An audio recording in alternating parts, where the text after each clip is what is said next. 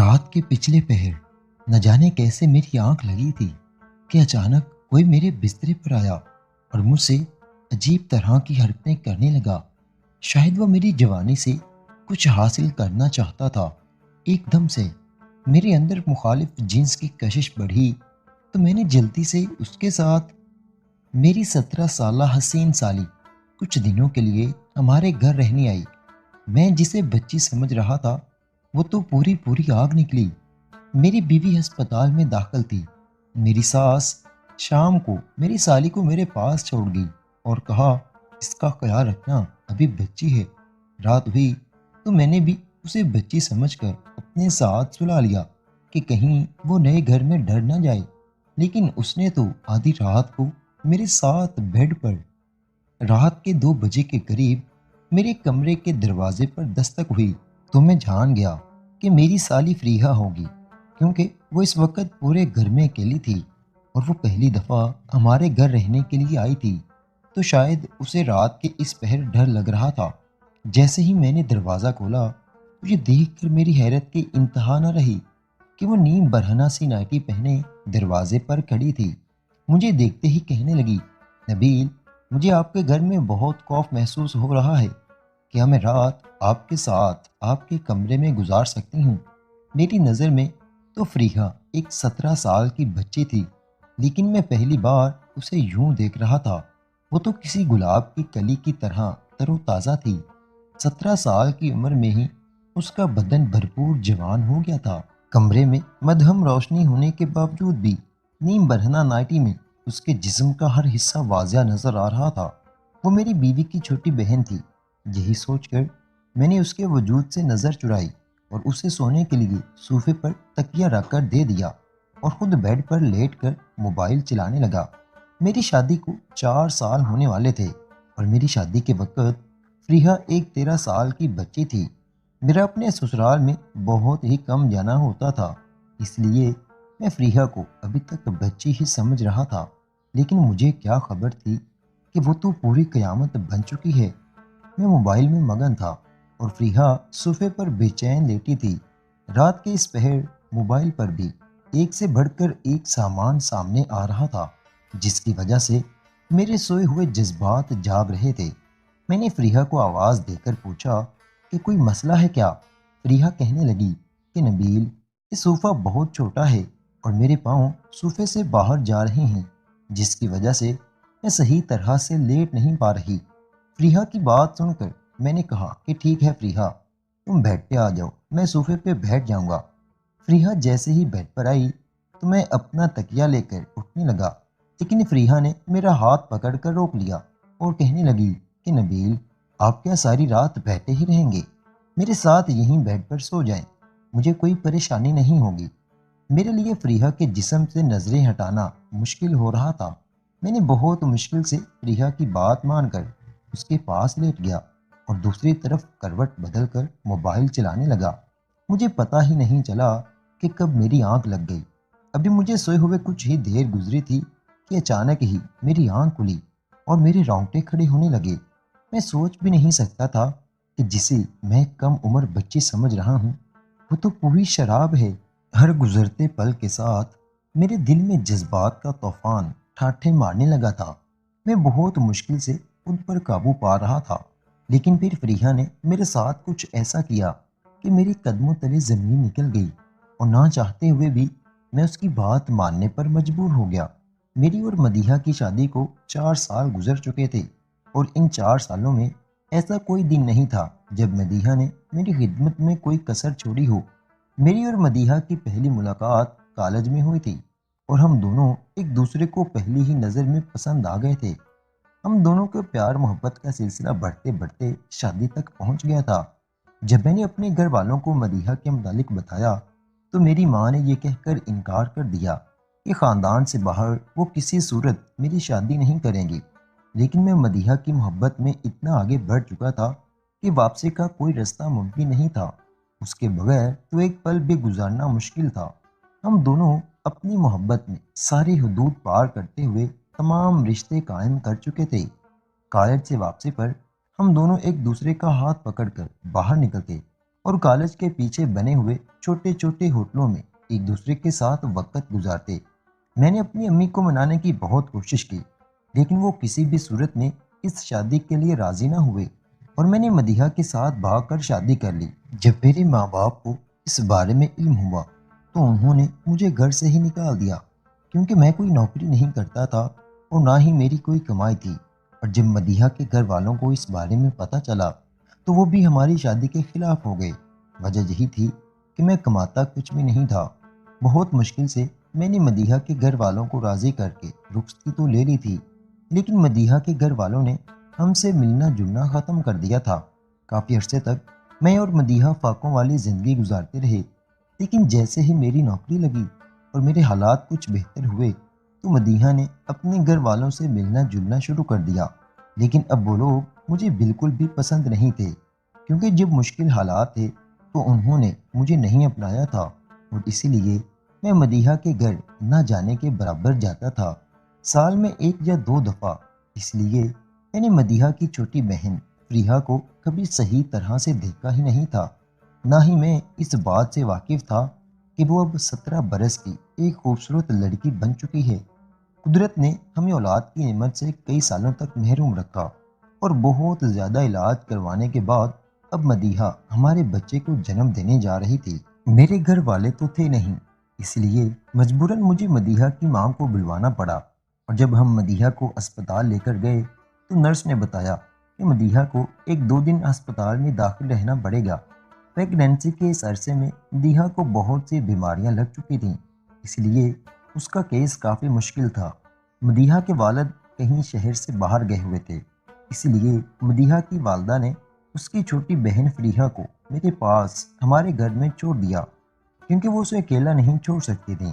میں بہت عرصہ بعد مدیحہ کی بہن فریحہ کو پہلی دفعہ دیکھ رہا تھا، اور میں اس کو دیکھ کر حیران رہ گیا تھا۔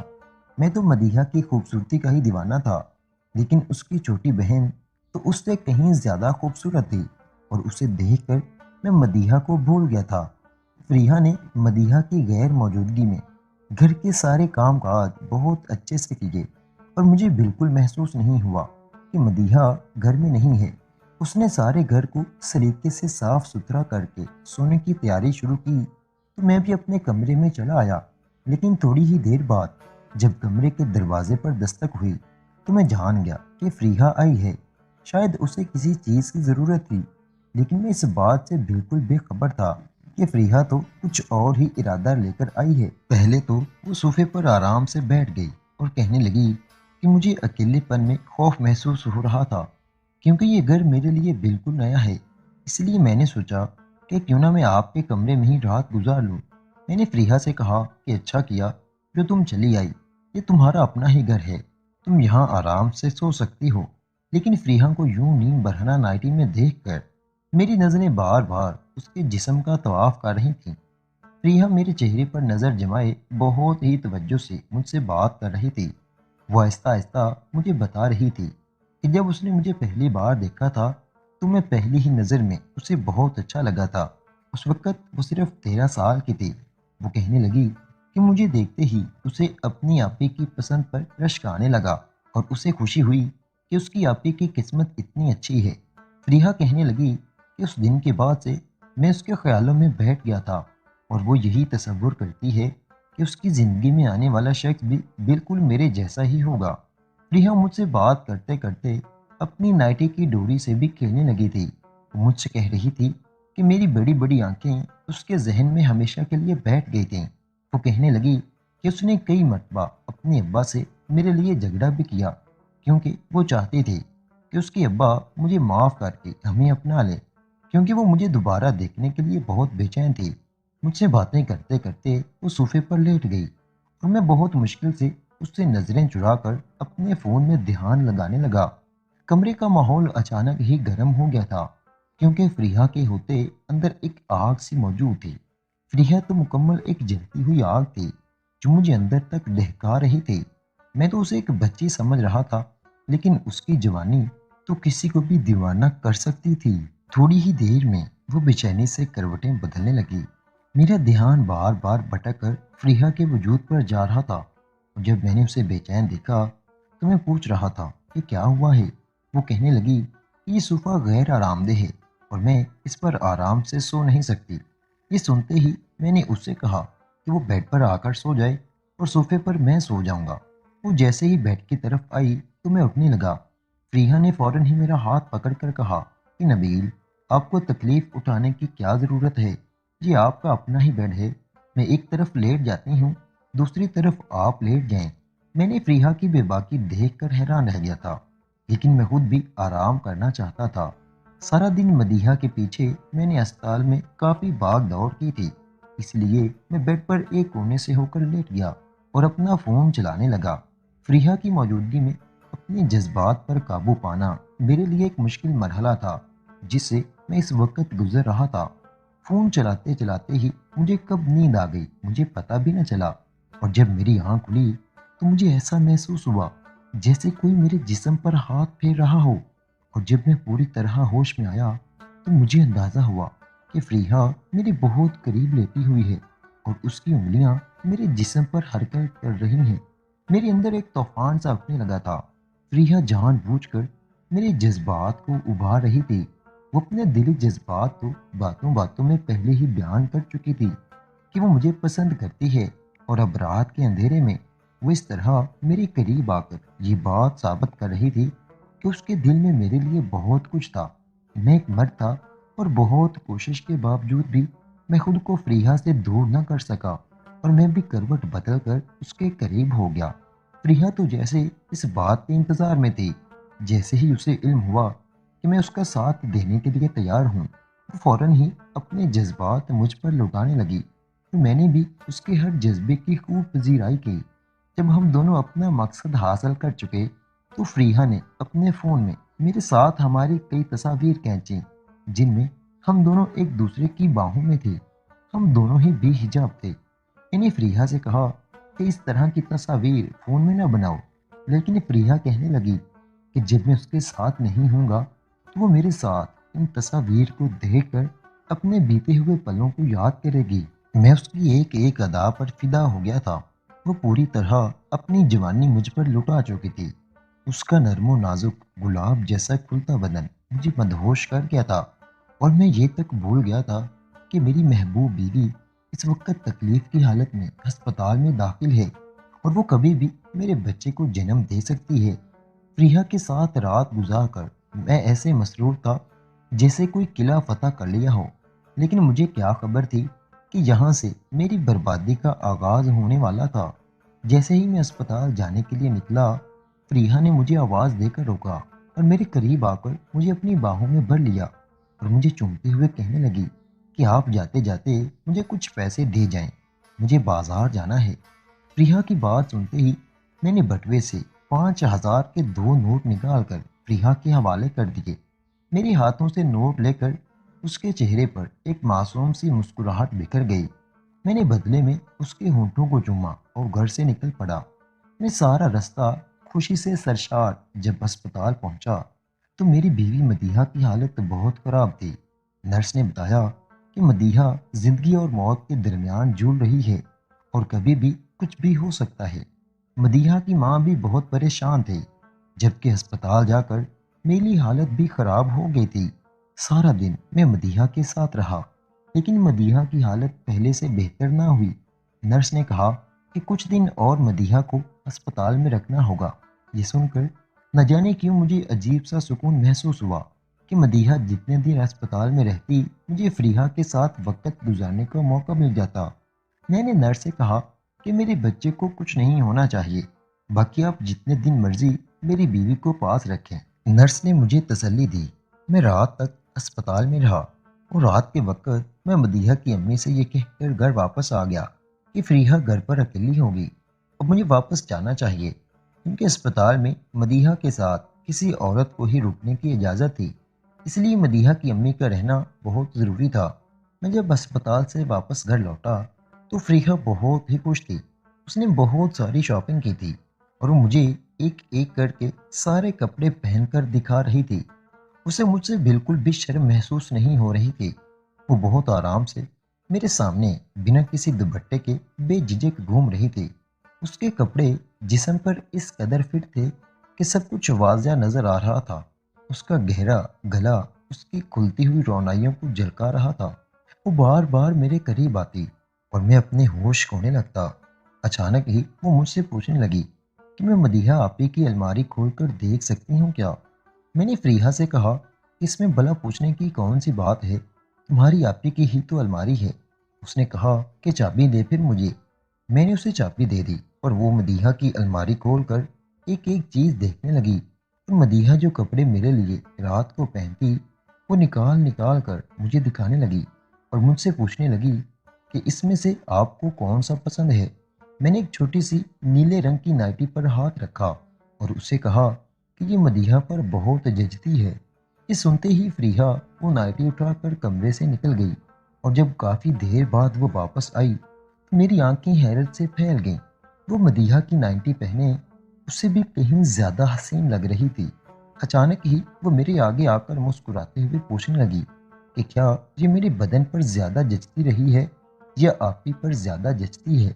یہ سنتے ہی میں نے اسے اپنی باہوں میں بھرا اور بہت محبت سے اسے کہا یہ تمہارے دودھیا بدن پر بہت خوبصورت لگ رہی ہے مدیحہ، تو یہ پہن کر اتنی اچھی نہیں لگتی جتنی تم لگ رہی ہو۔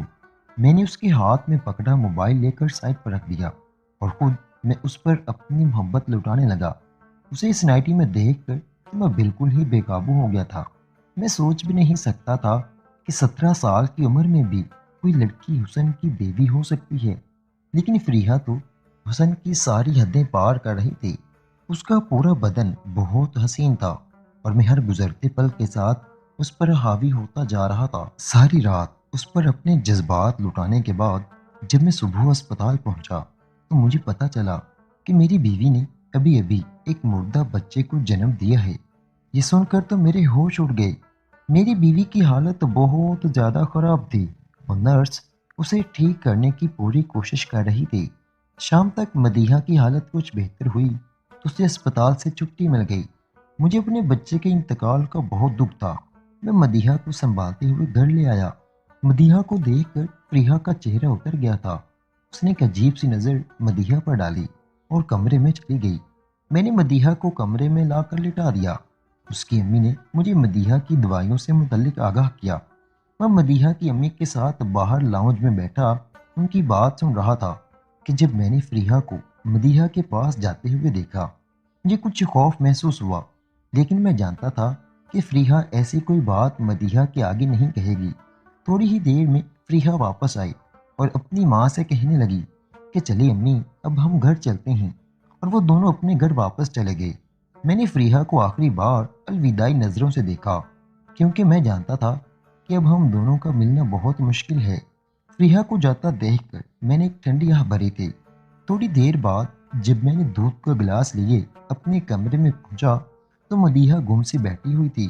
میں نے اسے کہا کہ کوئی بات نہیں، اگر ایک اولاد چلی بھی گئی تو ہمیں قدرت دوبارہ اولاد سے نواز دے گی۔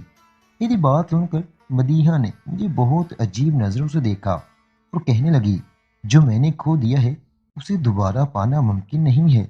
مدیحہ کے لہجے نے مجھے چونکا دیا تھا۔ میں اس کے آگے ہی بیٹھ گیا اور اسے کہنے لگا کہ ایسی بات کیوں کر رہی ہو؟ مدیحہ کہنے لگی کہ فریحہ میری سگی بہن نہیں ہے بلکہ وہ میری تائی کی بیٹی ہے، جسے تائی کے انتقال کے بعد بابا ہمارے گھر لے آئے تھے، اور فریحہ کو بچپن سے ہی مجھ سے بہت نفرت تھی کیونکہ گھر میں ہر چیز میری تھی اور اسے ہر وہ چیز چاہیے ہوتی جو میرے پاس ہوتی۔ بابا نے کبھی اسے کسی چیز کی کمی محسوس نہ ہونے دی، لیکن اس کے باوجود بھی وہ مجھ سے حسد میں مبتلا رہی۔ اس کی نظر ہر اس چیز پر ہوتی جو ابا میرے لیے لاتے یا جسے میں پسند کرتی۔ جب میری تم سے شادی ہوئی تو تم میرے گھر آنا جانا نہیں کرتے تھے اور مجھے اس بات کی تسلی تھی کہ وہ تم پر اپنی نظریں نہیں جمائے گی، لیکن مجھے اندازہ نہیں تھا کہ وہ میری نفرت میں اتنی آگے بڑھ چکی ہے کہ اس نے تمہیں مجھ سے چھیننے کے لیے وہ سب کر دیا جس کے بارے میں میں سوچ بھی نہیں سکتی تھی۔ مدیحہ کی آنکھوں سے آنسو بہہ رہے تھے اور وہ مجھ سے کہہ رہی تھی کہ فریحہ نے جانے سے پہلے مجھے وہ ساری ویڈیو تصاویر دکھا دی ہیں جن میں ہم دونوں ایک ساتھ تھے۔ مدیحہ کی بات سن کر میں صدمے میں آ گیا تھا۔ فریحہ نے سب کچھ جان بوجھ کر ایک مقصد کے تحت کیا تھا اور میں اس کے ہاتھوں کھلونا بن گیا تھا۔ مدیحہ کی آنکھوں میں میرے لیے صرف اور صرف نفرت باقی بچ گئی تھی۔ اس نے اپنی اولاد بھی کھو دی تھی اور شوہر بھی۔ میں مدیحہ کے آگے شرمندگی سے سر جھکا گیا تھا کہ جب مدیحہ نے مجھ سے کہا کہ وہ جاتے جاتے مجھ سے میری نیلی نائٹی مانگ کر لے گئی ہے کیونکہ وہ تمہیں مجھ سے زیادہ اس کے بدن پر جچتی ہوئی دکھائی دیتی ہے، مجھے لگا تھا جیسے مدیحہ کے لفظوں نے مجھے زمین میں زندہ گاڑ دیا ہو۔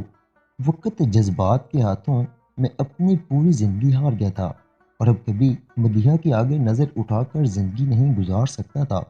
فریحہ نے کچھ ہی وقت بعد مجھے بلیک میل کرنے کا سلسلہ شروع کر دیا تھا۔ وہ مجھ سے ہر بار ایک بڑی رقم کا تقاضا کرتی اور میری نہ دینے کا کہنے پر میری تصاویر وائرل کرنے کی دھمکی دیتی۔ میں جسے 17 سال کی ایک سیدھی سادی معصوم بچی سمجھ رہا تھا، وہ دراصل ایک فتنہ تھی جس نے میری زندگی برباد کر کے رکھ دی تھی۔ میرا اور مدیحہ کا تعلق بالکل مردہ ہو گیا تھا کیونکہ مدیحہ اب مجھے صرف اور صرف نفرت کی نگاہ سے دیکھتی تھی۔ کبھی کبھی ہم خیال نہیں کرتے اور شیطان کے جھانسے میں آ کر ایسا سب کچھ بھی کر جاتے ہیں جو حقیقت میں ہم کبھی سوچ بھی نہیں سکتے۔ 2 منٹ کے مزے کے لیے ہم یا اپنی زندگی برباد کر دیتے ہیں یا اپنے مخالف جنس کی۔ بہتر ہے کہ اپنے محرم کے کنویں سے وہ پیاس بجھائی جائے جو ہمیں ہر دوسرے کے کنویں سے بجھانے کا شوق چڑھا رہتا ہے۔